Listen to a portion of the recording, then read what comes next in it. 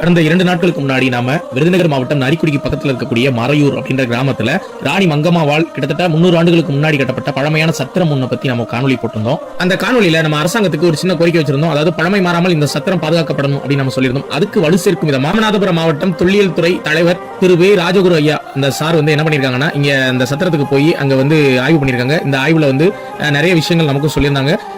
Rajguru sir அவங்க பண்ண ஒரு முயற்சியால இன்னைக்கு இது அரசாங்க பார்வைக்கு திரும்பி இருக்கு அப்படின்னு இந்த காணொலி மூலம் நான் சொல்லிக்கிறேன்.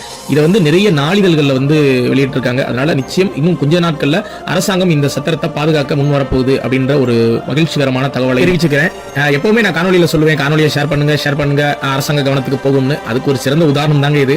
தயவு செஞ்சு இனிமே காணொலி பாத்தீங்கன்னா நீங்க லைக் கமெண்ட் கூட பண்ண வேண்டாங்க, ஷேர் பண்ணுங்க. நீங்க ஷேர் பண்றதுதான் ஒரு மிகப்பெரிய ஒரு தொண்டு. அதனால தயவு செஞ்சு எல்லா காணொலிகளையும் ஷேர் பண்ணி எல்லா விஷயத்தையும் இந்த மாதிரி அரசாங்க கவனத்துக்கு நம்ம கொண்டு போகணும் அப்படின்றதுதான் எங்க அறியாத ஆலயங்களோட ஒரு சின்ன கோரிக்கை. நன்றி.